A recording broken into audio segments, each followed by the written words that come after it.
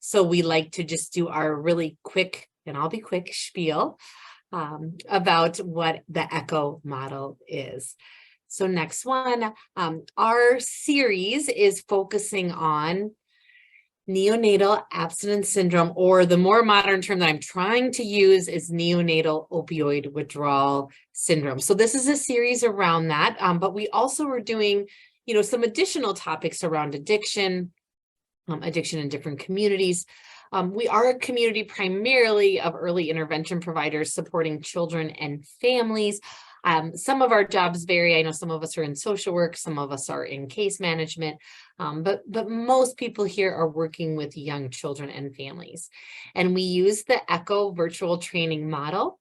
Next slide. Kris and I were talking, and I say it every time, we're so used to Zoom, but when this first started, it was really bringing expertise, information from one area. Often it was university communities, it would be faculty there, out into broader communities. It started with medical origins. I always say it every time, but I think it's such a beautiful story of a doctor who was a specialist in liver disease and said it's not fair to ask people to travel 4 or 5 hours for care. It's a barrier to care. I can train general practitioners to recognize the early stages of liver failure. He did that as a result of seeing people not having access to care, but actually seeing some of his patients pass away needlessly. And he wanted to give training. This was in the case of New Mexico, the state of New Mexico, but it's become worldwide. I'm going to tell you next time how many people echo. It's a lot, but I don't want to misquote it and disappoint over guests, but they are trying by the year 2022. Do you know, Drake, they have a goal to reach, is it a billion people? I don't want to say a billion if it's a billion and then disappoint everyone, but they have some really high goal of the ECHO model because it's in medicine and it's in addiction and it's in education and autism, and it's really, really become sort of a movement.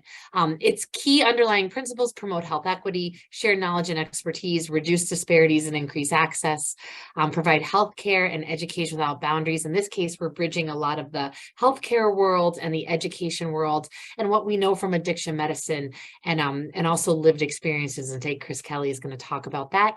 And we are a community practice. We are very intentional that we don't want this just to be a webinar. I know some people may say, oh, I just want to come listen, but we also want to hear from you out in the field, what you're seeing, what you're needing, you sharing your knowledge and expertise with us so we can better serve the community. So thank you for being part of this bi-directional community of practice. Next slide. Again, in our 4 tenets, we use technology such as today. It's not an in-person model. ECHO is not an in-person model. We use best practices to reduce health disparities. We always have a family story, or as medicine calls it, a case study, where we apply our learning and we use data. And that comes in the form of not only using best practices and new research and sharing with you, but also in the survey that you provide us. And we use that to monitor our progress and get feedback from you. Next slide. So we are on session 3 that happens to be on November 3rd. So 3 must be our magic number today. And Kris is going to talk about recovery planning, a map to building recovery capital. We will have another session next week, November 10th, and then the 17th, the 1st, the 8th, the 15th. Are those all Thursdays? Drake, do we have any Fridays left in that? We had to do one Friday to accommodate a speaker. But today we're lucky to have Kris Kelly. Here's our story. And next week we will have Dr. Fran Precker, correct? That is correct. Yeah, I'm sorry. I went a little quick on that one. That's okay. No, don't worry. Yep. We had to move that. Hers is a little bit kind of was a companion to mine. Because she works with children and families experiencing neonatal abstinence syndrome, but we had to move it around, such as life and accommodating different schedules, right? All right, next slide. All right, so this is Kris Kelly. We want to welcome her. She's a peer recovery. She works in Peer Recovery Center of Excellence through the University of Wisconsin-Madison. But you're not in Wisconsin. You're actually in Minnesota. Yay! Which I think everyone else we have on here is in Minnesota. Oh, I thought you were Wisconsin. It is great to have you, Kris. We want to welcome you. I really appreciated your presentation last time and looking forward to it today. I think I have a quick bio on the next slide, correct, Drake? Thank you. He helps me. He helps me stay on top of things, yeah, which I need. No in every worries, no aspect. worries. The next slide, was it? Yeah. So I'd actually just put it within the notes, but I can Okay. read it out if you'd like me to. Yeah, I'm going to switch to Drake, and Drake Yep. is going to introduce Kris. I have it Yep. here, but I think his is right. Yep, no worries, no worries. So Kris Kelly is a project manager for the Peer Recovery Center of Excellence through the University of Wisconsin-Madison and subject matter expert on peer recovery support services. Kris has developed best practices for integrating recovery supports into a wide variety of systems and services. She presented at state and national conferences on topics ranging from supervision and peer recovery support services, integrating peer support services into behavioral health organizations, and recovery-oriented systems of care. So please join me in welcoming Kris Kelly. Thank you. Mm-hmm. Thank you all. I'm really excited to be here. I think, Jen, last time I spoke, we had a pretty incredible hailstorm. So I'm hoping we don't have that today. It was very distracting. We did. That was loud and dramatic. So yeah, much calmer weather. Yes. Yeah. Drake, do you mind if I try to just share, because I bumped some slides around? Sure, yeah. I'll stop sharing and allow you to share yours. Thank you. Mm-hmm. We'll just go this direction and we'll go play from start. So we're right back to where we were. Perfect. And I can see everybody here. Perfect. Well, my goal for today's session is really to take questions as we go. So feel free to either raise your hand in your picture, and hopefully Drake and Jen can pause me if they see that, or use the icon down in the corner, your reactions icon, to raise your virtual hand. And we certainly will do the family story at the end. The family story is actually based on me. And I always call it kind of my proper professional introduction. So welcome to the session on recovery planning, a map to building recovery capital. My name's Kris Kelly. I'm a person with lived experience with substance use disorders, mental health challenges, and recovery. And when I came into recovery, my daughter was 6 years old, and we figured it out over time. She's 20 now, so we've had a little time under our belts navigating that journey. But that really was the impetus for me to enter this field, because of my experiences over the course of 25 years of active addiction, seeking services, high points, low points, everything in between, having a child. Like I said, just navigating all that was really what drove me to say, how can I come into this field and hopefully make a smoother pathway for others? And so that really is like my passion. It's my heart. I started working for a recovery community organization, and everything around peer recovery support services really resonated with me, because my issues or my barriers were never treatment. It was each treatment attempt I had, they would tell me, you're a rock star, you're gonna go places, you're doing great. And then I would go home, and it was at home where all the supports fell away. And I had to navigate this world that was really confusing to me, because I had only done it when I had what I'll call medications as coping mechanisms. And so I really have focused my work on what happens to people in their natural environments, and how do we support them in their natural environments. And now I get to come alongside organizations nationwide to help them look at that. How do we build supports in people's native environments? So just with a show of hands, would anybody tell me if they've heard of Recovery Capital before? Do we see any hands? Oh, we got Jen has.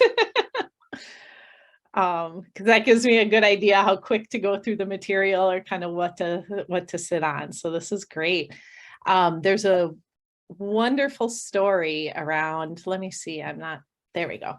From Don Koyas. So he runs Wellbriety, which is a Native American focused recovery community that spans our nation. And he talks about a healing forest. And you might have heard this before, but the way we kind of look at recovery and accessing these supports is if you're, walking in a forest and you see this really sick tree and you go in and you uproot that tree and you take it home because you have this lawn full of compost and nutrients and you water it every day and you get great sunlight in your yard, and you plant that tree and it just thrives and it grows and it's doing so well.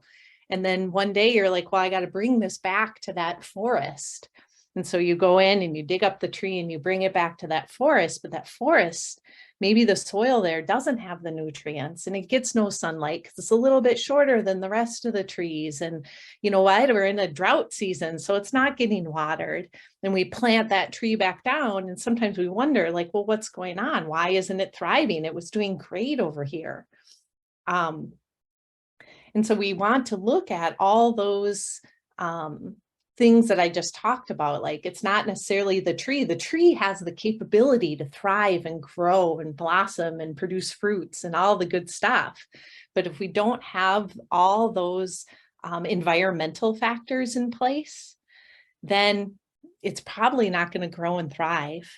And the first time I heard that story or that metaphor, it really resonated with me because for me, it was like a mirror. It explained, like, oh my gosh, that's why when I was plucked up and put in this safe, structured environment, I did really well. But then I was brought back home and there were no nutrients or support. It wasn't a structured environment. I wasn't getting the things I needed to thrive and grow. And the problem wasn't me. And with addiction, we often have so much shame and self-stigma. We're quick to blame ourselves. And then typically that can be a trigger or an initiation of those addiction behaviors or actual use again. So I just love that story. And I think it really is a good place to start off talking about recovery capital. So here's our objectives for today. So we're going to talk a little bit about recovery capital and recovery capital assessments, some tools that might be used in the recovery field. We're going to learn a little bit about why we develop recovery plans. And really, I want to focus on the experts in this room as well and hear from all of you as I'm going along. How does this connect back to your work? So when a light bulb goes off, again, feel free to pause, raise your hand, and share with the group, because I am not an early intervention specialist. I know this much about what you all do, but I know a whole lot about what I do. And so I think if we can do some learning from each other that would be great. For my work at the Peer Recovery Center of Excellence, we created just a short video on what is recovery capital. I'm probably not going to play this today because we're a little bit limited on time. If we have time at the end, we can watch it, but I certainly will share the link. And it'll refresh you on a lot of the things we talked about today. It's downloadable and shareable. So meaning if you create a presentation and you want to use this, it's an open source because we're SAMHSA funded. So everything we do is open, free, available to the public. There's a couple other videos in this series that are all around recovery-oriented systems of care, recovery community organizations, and what are peer recovery support services. I'm going to skip that slide. So these are questions I'm going to pose at the end before the family story. And these are things I want you to think about throughout today's presentations. So how do we support families experiencing, and I don't even know really what the acronyms stand for, so you may have to help me out with that, but this is all of your work. And so what components of recovery capital stand out to you? Where can you build connections to these pillars of support, which we'll learn are actually, in my world, called recovery capital. You might call them protective factors. We call them recovery capital, building recovery capital.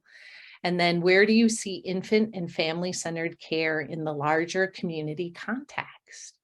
Because we can do individual interventions all day long, but until we do all, it's not to say don't do individual interventions, but we have to do individual, family, and community interventions to eventually kind of get ahead of what we're calling the opioid epidemic.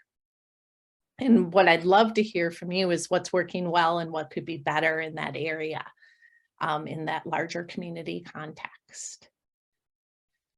So the big question is, what is recovery capital? So we consider these, it's almost, so what happens is researchers come along and they can measure and produce evidence around the effectiveness of clinical treatment interventions. And so we have numbers around that. We can measure it. We can say what works well. We can say what's outdated, tons of information around that.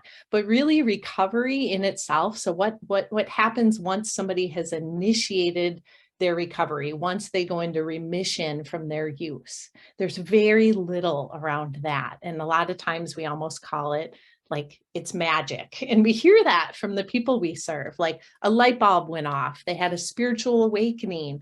You know, we hear these words that can't necessarily be measured.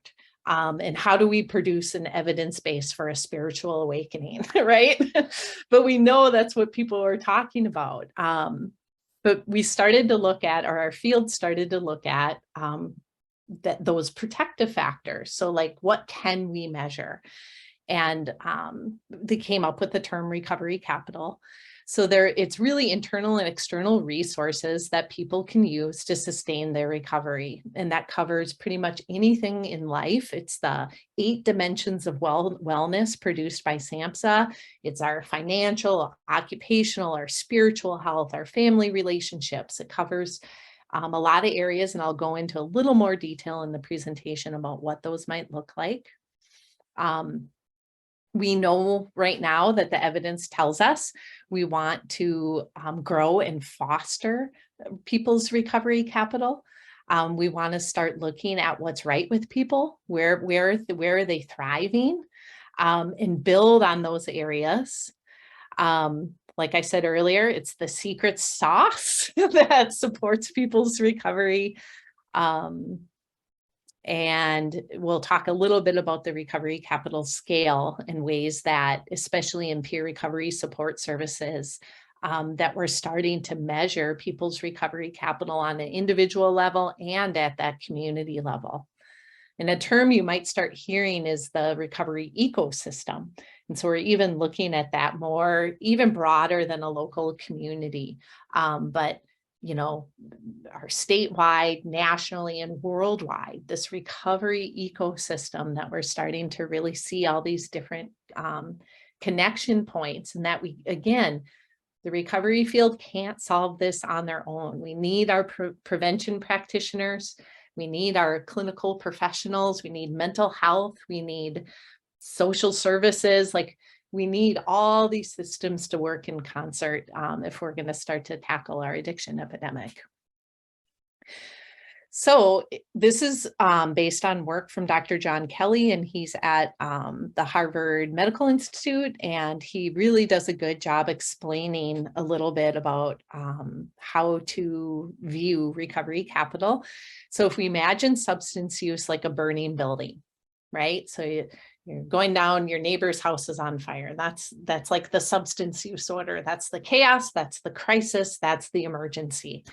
And to date, we have done a fairly good job in our field of putting out that fire. So meaning that would be getting somebody into a detoxification services and or clinically stable, meaning maybe they're not going to die in that moment. But we've been less successful, especially over the last 50 years, in preventing that fire from restarting. So preventing that return to use, providing the architectural planning for the reconstruction that needs to happen. So when I say comprehensive treatment planning, what we mean by that is first addressing a person holistically.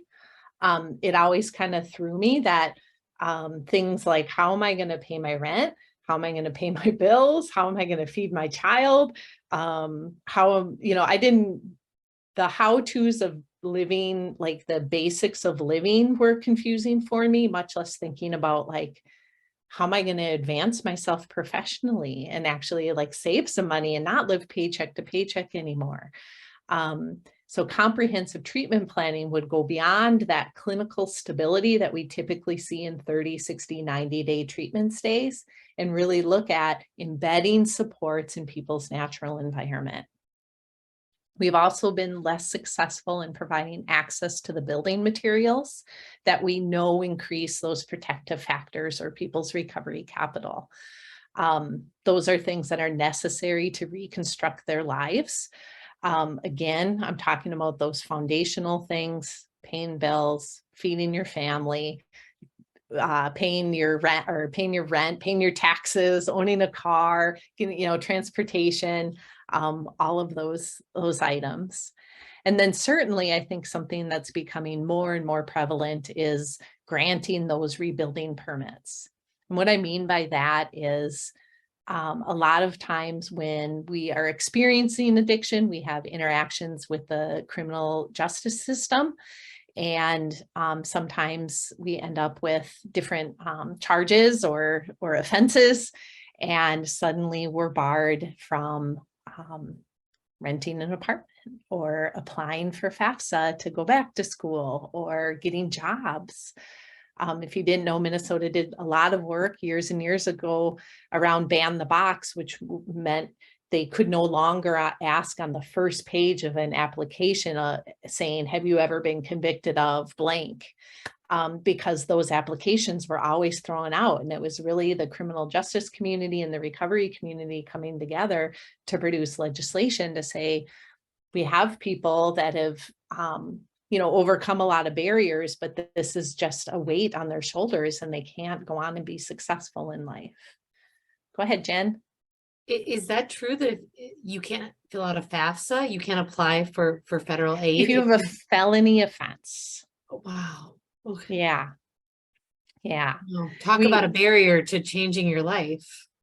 Oh, yeah. It's terrifying. Yeah. Just in the last decade, laws changed around being able to obtain life insurance if you had any treatment, substance use disorder treatment in your medical record, you were denied health or life insurance.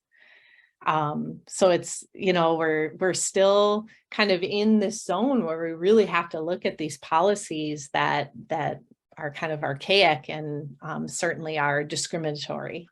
Yeah.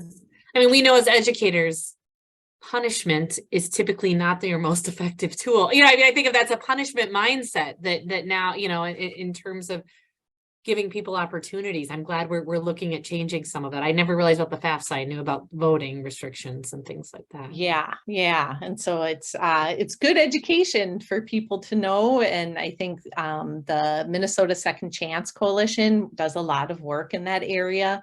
And even for peer supporters, there's numbers of peers, myself included, that have something within their criminal record that might prohibit them from providing services in certain settings, and yet they're asking for lived experience. So it's this like conundrum of, it's the perfect person for the role because they have this very specific lived experience, and yet it's that lived experience barring them from obtaining that role because of our outdated policies in many states, not just ours.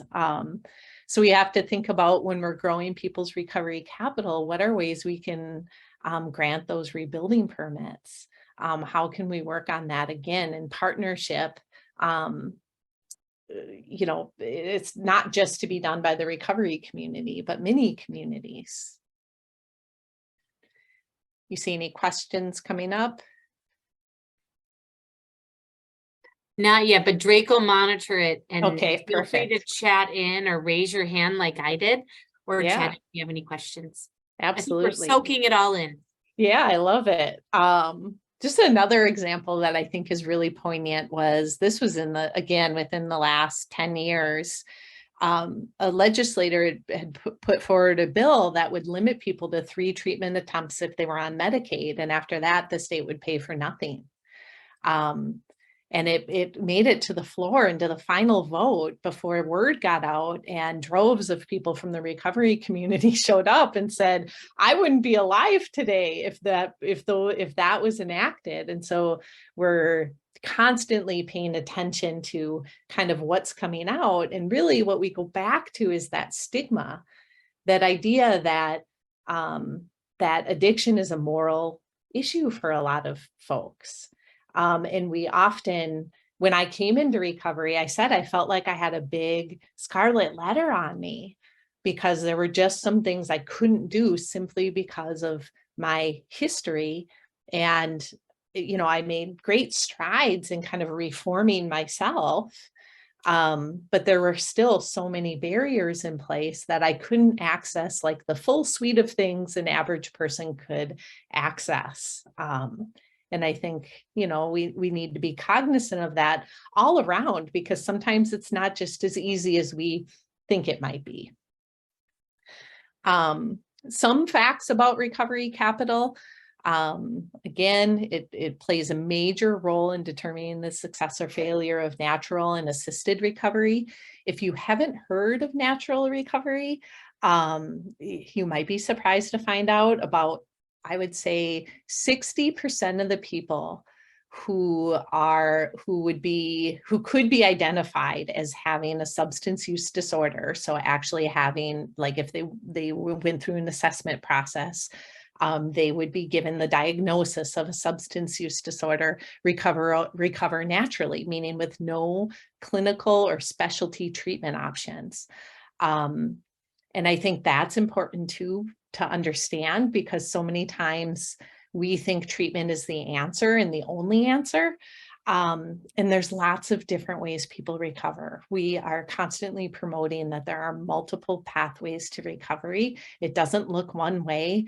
We should promote people improving the quality of their lives in a way that's valuable to them, in ways that they know they can sustain. Because sometimes when we try to like force that square peg into the round hole, again, we go back to that idea, it's sustained while they're in this very structured environment.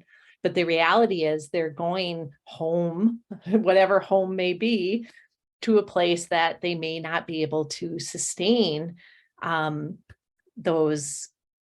gains they made in that other environment. And so we always want to be cognizant and make sure when we're working with people that we talk about multiple pathways to recovery. We happen to live in Minnesota. We have an extremely strong 12-step community here, and lots of people recover outside of the 12-step pathway.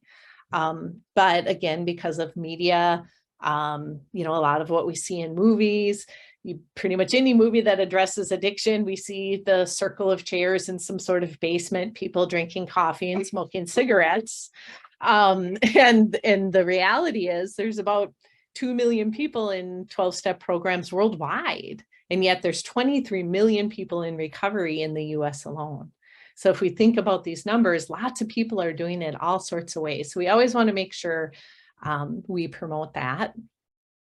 We know the reality is that recovery capital is not equally distributed across individuals or social groups. I often frame my recovery as almost luck and really just a lot of good fortune. My family supported me throughout my addiction and throughout my recovery. I had a high school education. I had a bit of college education, even in my addiction. I'm white. I'm a lady. There are things that put me at a different starting place than a lot of folks, and I'm very cognizant of that. And so I don't expect everyone to be in the same place in their recovery journey, because a lot of times we're starting at we have very different starting lines. And so anytime we're working with people or families, we want to be aware of that too, that the starting line isn't the same for everyone. And that a lot of times those historically disempowered groups need different services in different settings. We know that people with severely low family and community recovery capital, they gain little from individually focused addiction treatment, meaning, again, it needs to be a more holistic lens. So you bump it out from that individual person to the family, to the community, and really look at how can we create an environment and support an environment that's multi-layered for this individual to sustain their recovery. And long-term recovery outcomes for those with the most severe problems may have to do more with family and community recovery capital than the attributes of the individual. And that's kind of how I was explaining myself. Like, I had very high recovery capital, even in the worst of my addiction. Again, I had a bank account, a checking account, a savings account. I had a car. I had an apartment I was renting. Like, I had these things in place, and that was my recovery capital. And those are things I could draw on. Not everybody has that. A lot of times, everybody's bottom, as we put it, is different. And some people's bottom is death, unfortunately. So again, this is kind of the official, I would say, definition of recovery capital. If you want to do more reading, Best and Laudette is a great resource to read more about kind of the research side of recovery capital, but it refers to the sum of resources necessary to initiate and sustain recovery from substance misuse. Take a breath there because I'm talking really fast. So this is a matrix we use when we're looking at recovery capital. I'm sure you use all sorts of matrices in your work, but if you look at the screen, the left side, we have high recovery capital and low problem severity or complexity. Right-hand side of the screen, we have high problem severity and complexity and low recovery capital. When somebody does a recovery capital assessment, we can kind of place them somewhere on this matrix.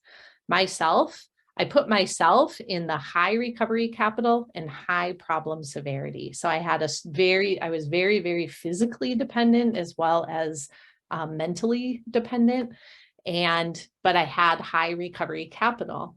So I was an ideal candidate to have maybe what we'd call a more traditional kind of treatment experience and return home and be able to continue to build my recovery capital with not a ton of support, but I did find a recovery community organization in that process that was super helpful, and peer recovery support services. Kris, I love this, not to interrupt, I love this, and I think it connects to some of our speakers, myself included, have talked about the ACEs. Yes. And adverse childhood experience. And yes. And what I like about this is, and certainly I've seen the ACEs laid out with protective factors as well, and sort of how that balances out. We have a lot of resiliency work here at the U, but I think this is a really nice, clean diagram of the protective factors and risks and kind of how it intersects. I just think it's a nice, clean, simple diagram. Yes, thank you. Well, and what was really cool was, so when I came into, I work for the Great Lakes Addiction Technology Transfer Center. So I'm on multiple grants. And when I came into the work in 2018 with the Great Lakes, we were doing a lot of prevention work, and I was a project manager, and I just focused on Minnesota.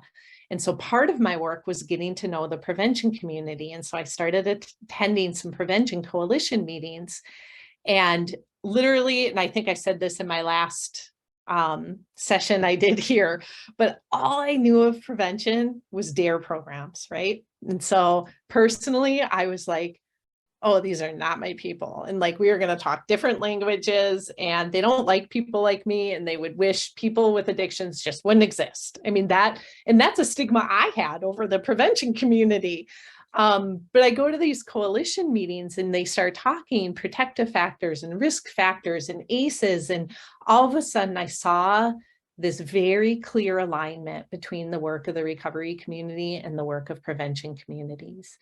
And since that time in 2018, all I can think of is how much stronger our work would be the more we can collaborate, because we are seriously aligned. I feel like prevention is further along as far as having a strategic prevention framework and aligning your coalitions to really kind of do similar work. The recovery community is a little bit more the Wild West right now because it's emerging. But I think we have a lot to learn from each other, because I think all of our work contributes again to this combating the addiction epidemic that we're seeing. So if you took a person, so even using this as we start to kind of think it through, somebody might have low recovery capital and a high problem severity. So that's a person right away, we know they're going to need probably a pretty intensive course of clinical treatment or some type of, I would say, very structured support. And we're going to need to, from day one, start looking at how do we build up that recovery capital in their natural environment? Like, do they have a safe place to live? How are we going to look at employment resources, transportation resources, going back to getting a relationship with a primary care physician? How are they going to put food on their table? We want to look at all of these things kind of the moment they walk through the door, because it's a heavier lift, because they have low recovery capital coming in the door. And then we might see people with low problem severity and then high recovery capital. And those people, those individuals might be more helped by engaging with the local recovery community, meaning they might just need some peer recovery support services. They're probably not going to need that withdrawal management or that detoxification. Or if they do, they might not need a residential clinical treatment stay in order to continue their recovery pathway after that detoxification. And so it just kind of gives us a mental map of how we might look at recovery capital and the people we're working with. So Kris, we do have one question in the chat. It's from Ben, and he asked, how can we help create recovery capital for the families we serve? Yeah, that's what I'm going to be asking you, Ben. So, and hopefully we'll have some time at the end today, but I would love to hear from all of you as I'm giving you this information. Like, where do you see your work aligning? And I did capture a web page that Mary Jo had sent me that I just want to look over. It'll take like 2 minutes at the end. That kind of gives us this holistic look. And it's largely about the work U of M Extension is doing. So I think we might be able to answer it through that lens. Sorry, I don't have a better, firmer answer there. I just love this quote by Nick Hornby, but hard is trying to rebuild yourself piece by piece with no instruction book and no clue as to where all the important bits are supposed to go. And this is, again, as a person with lived experience, when I came into recovery, I felt like the whole world had an instruction book that nobody gave me access to, because I was 35 years old. And again, I had a 6-year-old child, and I was like, how do you do this? How do you do life? And it wasn't that I hadn't done life to that point, but I had always had a substance kind of as my companion. And so I didn't have to, it was veiled. It was kind of always clouded. My life was always kind of clouded. And so I was seeing things really clearly, and there was great overwhelm. And I literally used the words with my brother, like, where's the instruction book that you got that I didn't get? And so if we approach the people we're working with, potentially like the parents you're working with, if they're struggling with substance use, and just remember, like, they really feel like they didn't get the manual. And I think that increases our empathy. Not that you all don't have wonderful empathy, but it helps us understand what might seem intuitive or common sense to us, maybe a skill that somebody just has never learned. Could be mopping a floor. I mean, I've met people who are like, I've never used a mop. I've never used a broom. Those weren't experiences they had in their life. I worked with one gentleman when I was doing health insurance enrollment. I was a recovery coach. doing health insurance enrollments, and we had kept putting it was when MNsure first came out, and we kept putting in his application, nothing. And finally he brought down this like stack of mail, and I was like, oh my gosh, there's all the papers we've been looking for like months. And he's like, nobody ever taught me about opening my mail. And it was like this, oh, to me, because opening my mail it just happened in my house. Nobody even had to teach me. I saw my parents do it. It was modeled for me. And when I moved out on my own, I opened my own mail. I wouldn't even think to discuss with somebody that when you get mail, you open it, you read it, you take care of it. And that wasn't his life experience. So when we talk about recovery capital scales, so these are the evidence-based scales that have been produced. The initial scale was over 50 items. I think the initial one was 75 items, but they are assessments of areas of life that relate back to recovery capital. So there's some examples of questions there, like I have the financial resources to provide for myself and my family. I have my intimate partner is supportive of my recovery process. There are questions like this. We're going to take a closer look on the next couple slides. And then more recently, someone developed from that larger scale what we call the brief assessment of recovery capital, or the BARC-10. And that's just a very quick 10-item scale that helps peer providers quickly assess somebody's recovery capital. It helps with recovery planning. So we use the information from the recovery capital assessment to identify areas we're going to work on, so we can create goals, create SMART goals, and break those into even smaller pieces. And then typically a peer provider partners with the individual to help meet those goals. Lots more if you ever want to just look up recovery capital scales, and you'll find a whole slew of information. David Best is a wonderful resource. His website is a wonderful resource for any questions around kind of those scales. And he actually created an online system, again, mostly for peer providers, where they can do a short intake, and then it's again, a whole system where you can log people's recovery capital, and they can see the growth of their recovery capital over time, and you can pull information and data from that. So again, to use in organizations for sustainability purposes.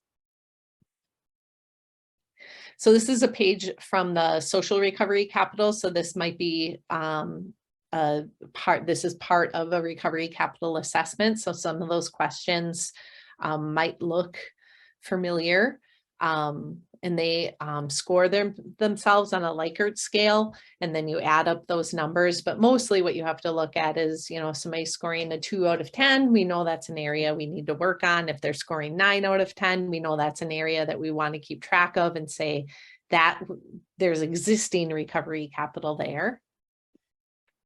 Physical recovery capital. So I have the financial resources to provide for myself and my family. I live in an environment free from alcohol and other drugs. I have a primary care physician who attends to my health problems.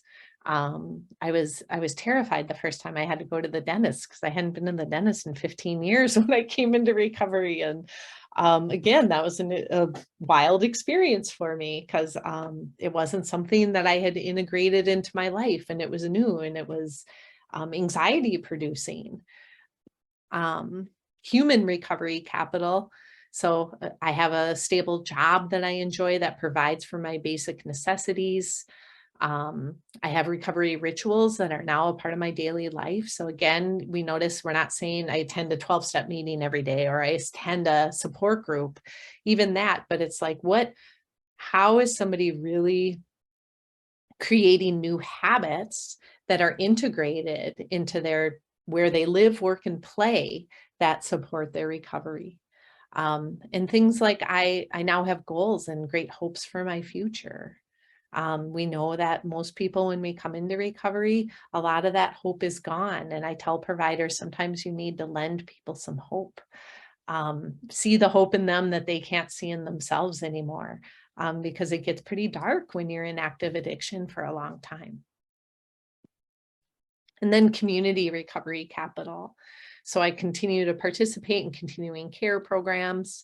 I have professional assistance program that is monitoring and supporting my recovery process. I have access to recovery support groups in my local community.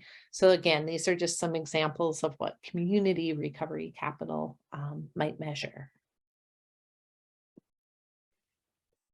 So when we, again, traditionally recovery capital building is called recovery planning or recovery management. And typically that's facilitated by a peer recovery specialist.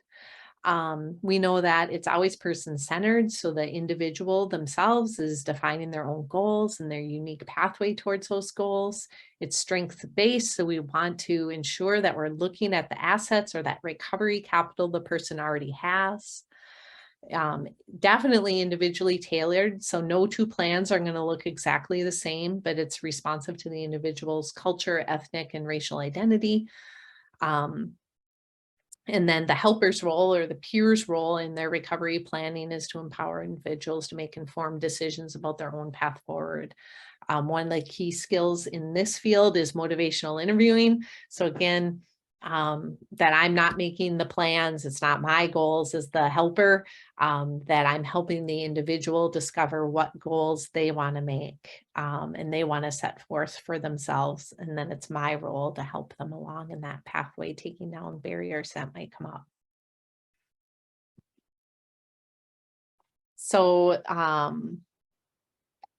in recovery planning, we're exploring the life goals that the individual chooses. These are not service or programmatic goals.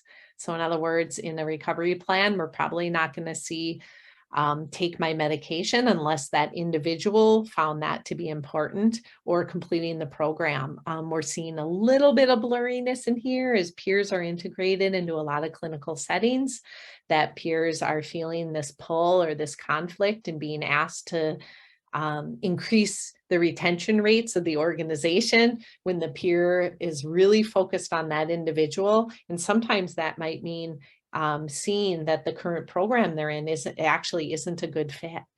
And so we're seeing, a lot of blurriness and kind of some struggle in the peer workforce development right now.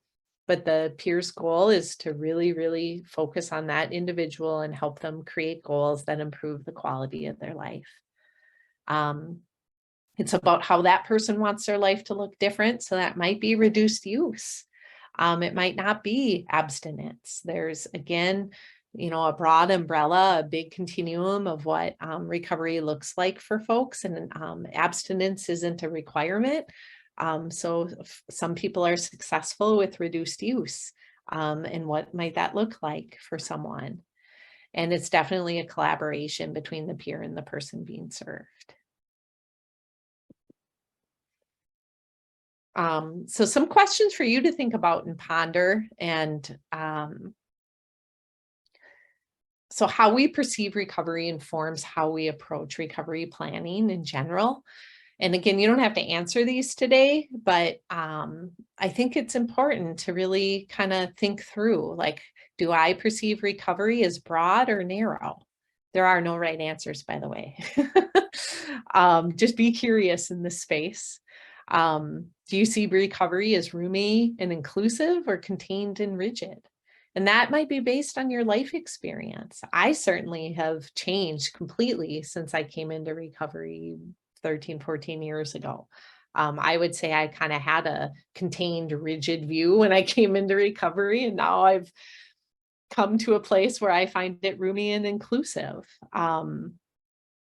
But everybody has your own life experiences. I would bet everyone in this Zoom space right now has had an experience with addiction, whether it was yourself, a family member, a neighbor, a friend, a child, certainly in your work. And so I think these are important questions just to be curious about and talk with friends about. Is your experience with addiction, and recovery, has it been the same for everyone, or has it been personalized? Have you met people that use what we would call multiple pathways to recovery? And is it flexible or orchestrated? So can we pivot in our recovery pathway? Can we say, I'm going to try this now? Or do we say, gosh, we have this plan in place and we have to follow the plan? Sometimes we have outside entities saying we have to follow the plan. But can we, as providers that are touching on the lives of people navigating this space, can we be a little flexible and help them in that process if they're, if their goal aligns kind of with the work you're doing? And then I like to talk about transcendent recovery. I think a lot of times I think people, I've felt a sense that some people feel almost, I don't know if I'd call it bad, but pity or some sense of like, oh, I'm sorry that happened to you. And myself and a lot of folks I know in sustained recovery feel better than well. I now talk about my addiction as one of my biggest gifts in my life, because I had a chance to pause and completely reform my life at age 35. And it's been nothing short of transcendent. I don't think I would be in the space I'm in, doing the work I'm doing, with a heart really, really full, and so proud of myself and my family and all the accomplishments we've had. I don't know if those things would have felt as vibrant if I hadn't had my addiction experience. And so a lot of people in recovery, we feel we get better than well, and not in spite of our illness, but because of the experience and insight that emerged from our recovery process, which we can apply that to a lot of different recovery processes. People say that whether it's recovering from cancer or a heart attack, a lot of times those really hard things pushed us to examine our life really deeply. And it is within this experience of transcendent recovery that some people reframe their illness from a curse to a condition that brought unexpected gifts into their life. And so again, sometimes it's, it was hard to get through, but some of us really embrace that and say, I'm actually grateful that I had that experience. So if we just peek at the recovery planning process, these are the steps people go through. I realize we're at 3:55, so I should wrap this part up. I think this is the last slide in this section. So someone comes into the process, we assess their recovery capital, set some goals, determine strategies for making those goals. We want to mobilize those recovery capital strengths. We want to identify the skills. We might, again, as a outside provider, regardless of, you don't have to be their therapist or their clinical provider, but sometimes people can't see the correlation. I was working with a woman who had applied for a role at my organization, and she had like run a household, gone to school, like she was doing all this incredible stuff. And she kept saying, but I'm not a project manager. And I'm like, wait a second, but you are. Like, you are in school full time, you work full time, and you have multiple children at home. You are most certainly a project manager. So sometimes we have to tell people that the skills in their life actually apply to a workplace. And we're always looping back. So it's not one and done. We always we go back to that assessment of recovery capital process again and again and again as we set new goals until a person knows the process well enough that they can do that on their own. So we come back to the questions I posed in the beginning. And Jen, you can tell me if this is an okay way to address the family story. I don't know. Yeah. Absolutely. And I just want to know from you all, like, what components of recovery capital stand out to you?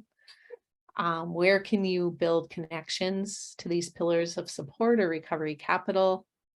And then where do you see infant and family-centered care in the larger community context?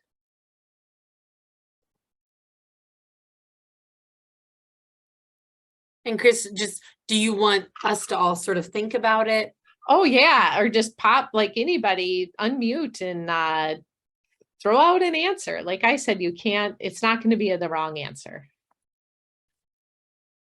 I think when we have conversations, yeah, that's where the magic is. Yeah. And sometimes it's people are processing a little. Oh, Ben, did you just unmute? Yep, I did. Absolutely. I did. Go ahead. I was sometimes while people are thinking I get the ball rolling, but I would much rather you get the ball rolling. I'm kind of answering my own question that I posed. How can we help create recovery capital? And I think we just kind of talked about a lot of things, but just helping to create hope or helping to create goals, pointing out their strengths, and they probably have some capital that maybe they don't even recognize. And then, as the professional, get them the information that they need, and that means me being informed, so I can help them create that capital. Thank you, Ben. I think it's important for everyone to know that we currently have over 20 recovery community organizations in the state of Minnesota. So they are all around the state, and these are free to access organizations that just support people in recovery. They're non-clinical. And so when someone who's maybe struggling a bit, and they don't even, again, it doesn't have to be, it can be in struggling with substance use challenges, whether or not they're in active use, doesn't matter. But you walk through the door and it's, how can I help your recovery today? Like I said, they're free. People just walk in and they can find a supportive community, whether that means them volunteering there, them taking some classes there, them receiving peer support services there. Most have online, we call them all recovery meetings. So meaning a much more, it's a secular, recovery support group. And then they do telephone recovery support as well. And so it might just be a phone call of somebody calling to check in and see how they're doing. But again, these are free access to resource, free to access, and there's 20 in our state from north to south. Kris, that is a great resource. I saw Drake writing it down. Is there a name we need more? Drake, do you have what you need for us to send that out as a resource? Yeah, if you have a more specific name, yeah, we can get that after. Yeah, I'll send it to you a link. I don't even know if I think Minnesota DHS has the link to all the RCOs in our state. But there's a lot of different ones. Like I said, kind of north to south across the state, and it's really expanding. Wow, that is a great resource. It's interesting. It is as a former, I formerly worked on early childhood teams within schools, worked in ACSE programs. And, I think early childhood does it better than for example, K-12, just by nature of being more family centered, trying to build in. They at least recognize at a base level that, children don't live in silos, they live in families, they live across systems. But then also sometimes you're encouraged within an education to sort of stay in your lane, and sort of it's balancing that when you meet with a family and you see their support, it's great to have, or there's needs, it's great to have some of these resources and tools, Kris, to access the support or that they can suggest, particularly free. Because families do, I know in sitting in meetings with families, it may be about an assessment, but you really get a front row seat into some of the needs and challenges within that family, including addiction. And you are put in a place of wanting to give resources and help as you can. So thank you for that. Absolutely. Are there some other? Yeah. Oh, go ahead. Oh yeah. This is Emily Rudolph from Hibbing. I do like the fact that it's at your own pace and that it's an open community. As you know, like AA really focuses on, like believing in God and stuff. And I do have a family and she doesn't do that. And those are not her beliefs. So it was really hard for her to get the help she needed because that was not going to be her mode. By going through the AA steps, and with the religion aspect behind it. So I think it's very awesome that it's a different approach. Yeah. When Emily, the providers, sorry. I didn't know if you were, I think you might be cutting out. I don't know if you're done. I'm done. I might be cutting out. That's why I left my camera off. Oh, But no. there There we go. yeah, Okay. these recovery community organizations are excellent at helping people see, even beyond these all recovery meetings. There's Celebrate Recovery, SOS Recovery, Refuge Recovery, Wellbriety. I mean, there are so many different support groups for people experiencing substance use challenges. And it's just, again, we've kind of mainstreamed one pathway. And so we assume it's kind of that or nothing. That's what I thought when I came into recovery. It's that or nothing. And now come to find out, there's so many different ways to support an individual's recovery. And these RCOs are really, that's their role, is to support people in that. Awesome. We do have one question from Dana in chat who asked, we are often supporting foster families and grandparents who are now primary caregivers. Is there a support system for them? Yeah, so when you say that, could you say a little bit more about, would that foster family be experiencing the addiction, or the child? So they are in care of the children because biological mom and dad have an addiction and are no longer able to care for them. Mm-hmm. And I think that there's a lot of animosity that happens, the families that are caring for this infant or these children, and separating that, being angry at the biological parents for the, and maybe if they had this exposure, they would be more understanding of the situation. Yeah, there's a Thrive Family Recovery Resources that's another recovery community organization, but it's focused on the family environment, not the individual who has the substance use challenges. And again, it's a very holistic approach, and really talks about, with family members, how to love someone regardless of their substance use. And it's not based on tough love, but it's loving well. And that includes loving myself well in this process. And they do a ton of education around, like, what is addiction and why does this happen, and kind of demystifying some of the myths that come up.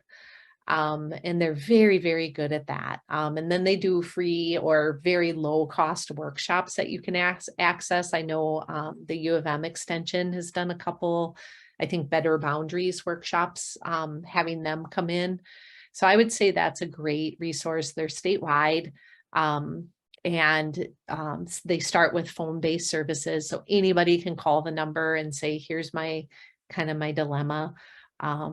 I need some support, and they would send out resources to them. Yeah.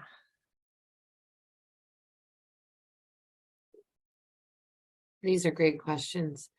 Kris, I ask this every time. But I always think it's really important, particularly for someone with lived experience.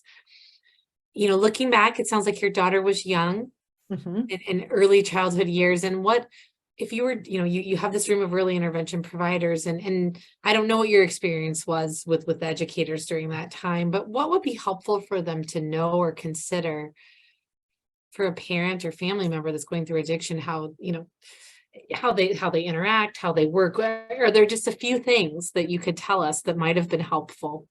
Yeah. The biggest thing is, like, I feel like it was interesting. I can't remember. I don't know if it was you, Jen, but you just mentioned briefly, like, the stay in our lane theory.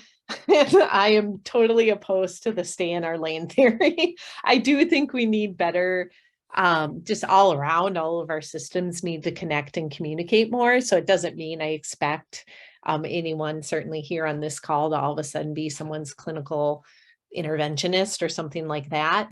But there were lots of symptoms happening that I think even having an educator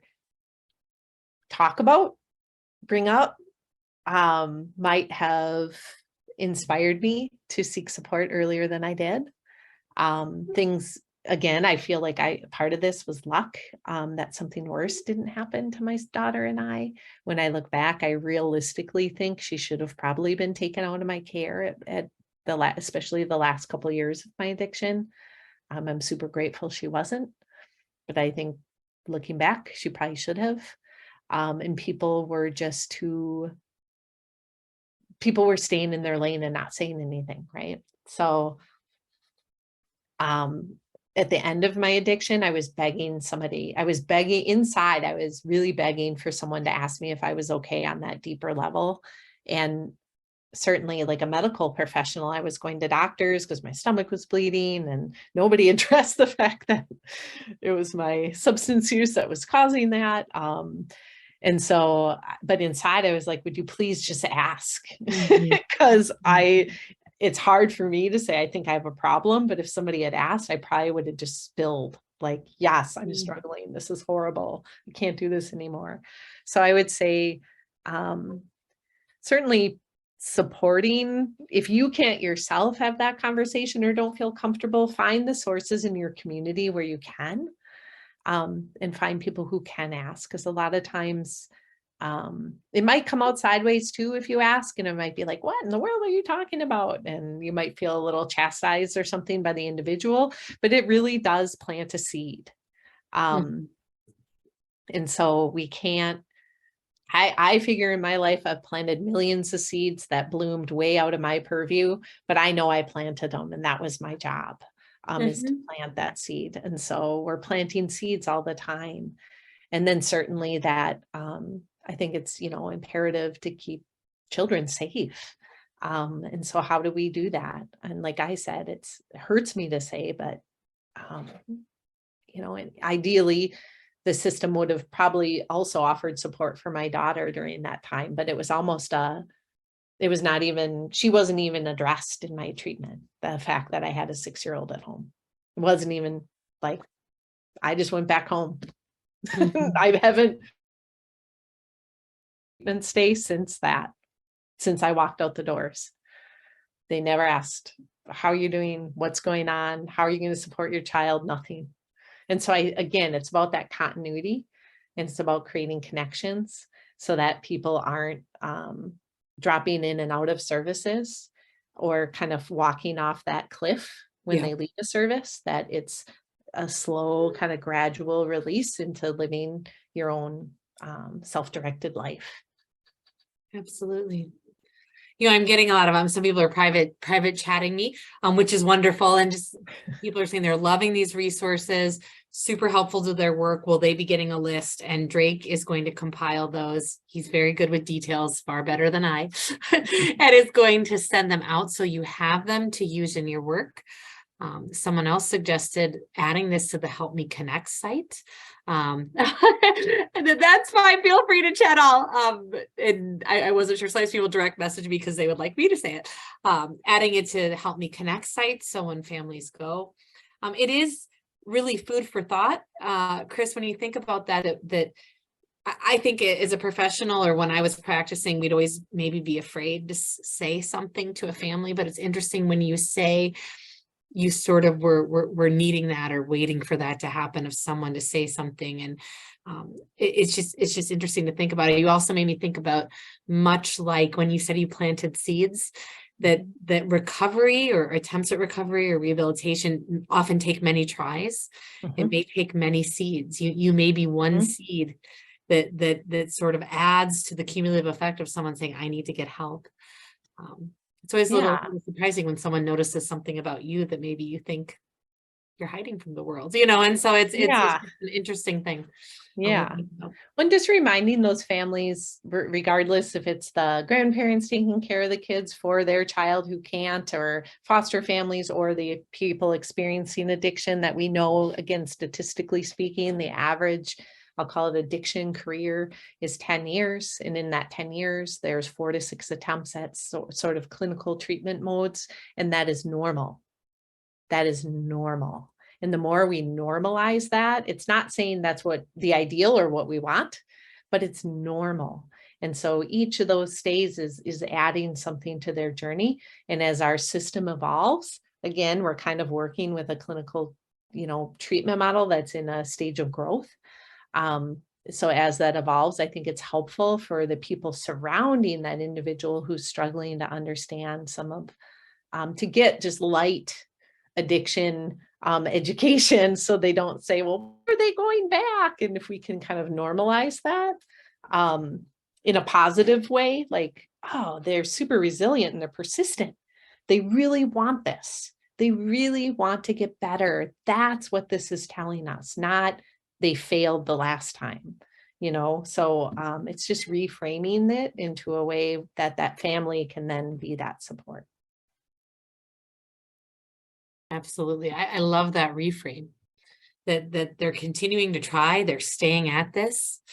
That in a way they're resilient, and that they're coming back and they're trying again, instead of criticizing. Yeah. Well, Kris, thank you so much. I've heard your presentation before, and every time I hear it, I get something new out of it. I think, to your point, the lived experience is so powerful, and it gives us insight and knowledge, and the resources you gave us were so helpful to the practice moving forward. So thank you. We will compile those. Thank you.